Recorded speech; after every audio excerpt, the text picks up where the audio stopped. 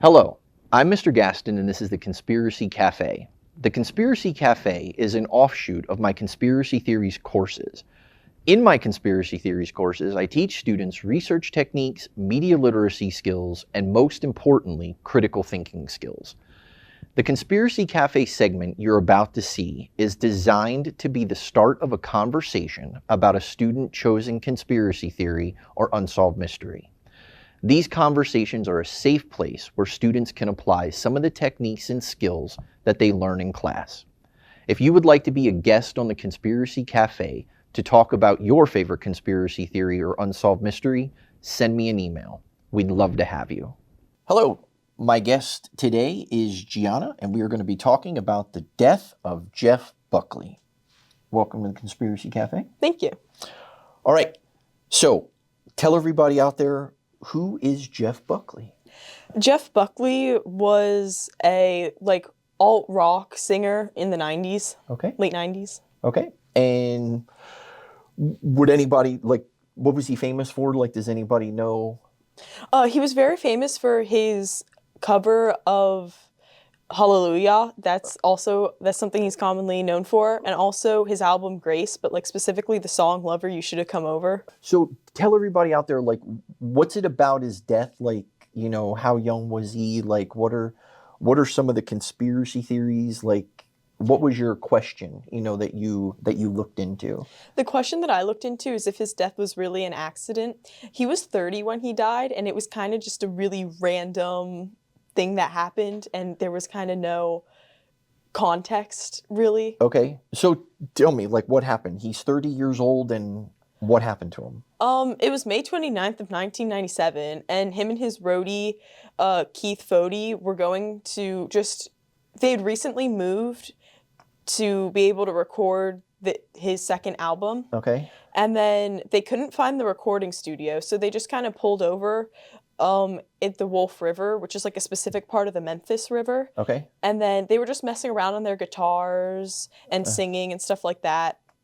And then Jeff decided to just mess around in the water, but he was fully clothed and all that, and he kind of lightly started going into the water. Okay. And then his roadie was like, I wouldn't be doing that if I were you, because it was a very dangerous section. Okay. Boats came past a lot and all that. And then he kind of didn't really listen, and he kept going deeper and deeper in while just singing and having the time of his life. And then a small boat came in passing, and his roadie was like, yeah, don't go in any farther. It's not safe. And then he was like, yeah, okay, and got out a little bit. And then he decided to go in deeper, and that's when a larger boat came by, and then his roadie went over and looked away for a second to move their boombox so that it wouldn't get water damaged. Okay. And then he looked back, and Jeff Buckley was just gone. So did he get hit by a boat? He drowned in the water. You know how water splashes up and moves things around and all that? Okay.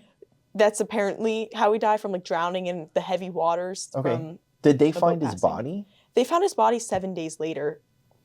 And did they do a full autopsy on him? They did. They said that they claim it was an accident. It was ruled out as an accident. They said there's no alcohol or drugs or anything like that in his system of his passing. So okay.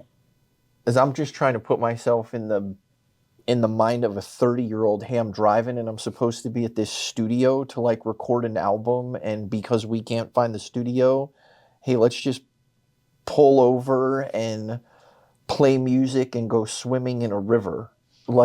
Yeah.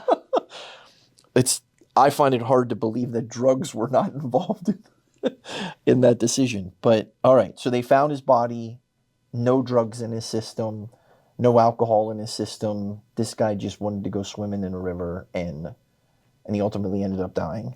Yeah, he was known to do those kinds of things. Okay. He was, on a lot of the accounts of his friends that I was reading about, he was described almost in every single one to be very spur of the moment and spontaneous and do those kinds of things regularly. Okay. All right. So what are some of the conspiracy theories that surround this or surround his death?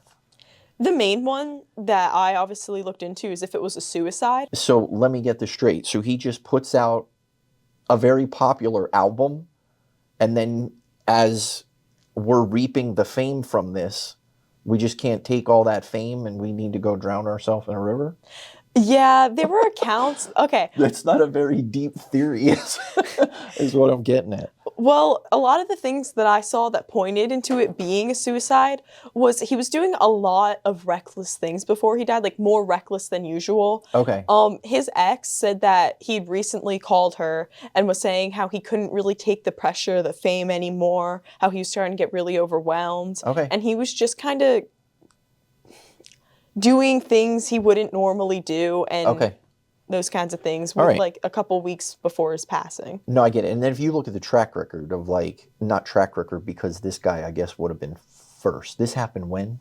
1997. Okay.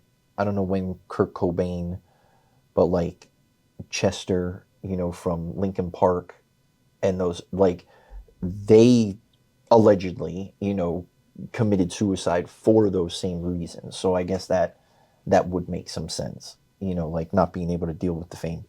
All right. So was there something from class, that lesson or something from class that you learned that you were able to apply in this particular case? There was. Something I was really able to apply was conspiracism. Okay. Since he was a famous guy and all that, a lot of people just can't wrap their head around someone famous just accidentally dying for no reason, I guess. Yeah. It's perfectly cool if you don't know, and the answer is or no, but are there any people that were close enough to him that could say, well, yeah, Jeff did this stuff all the time. A month before he decided to go swimming in the river, he did this, where he's spur of the moment kind of putting himself in, unknowing danger or anything like that? Actually, yeah.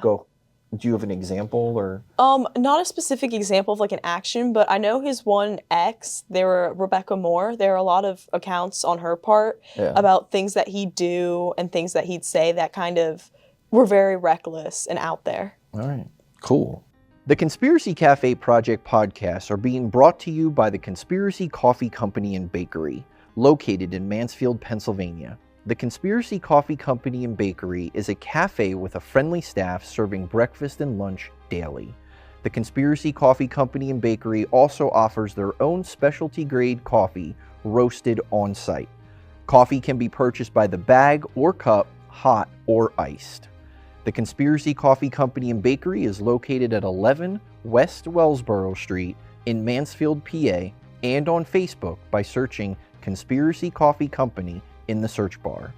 The next time you are in the Mansfield area, you should go to the Conspiracy Coffee Company and Bakery, where something's brewing.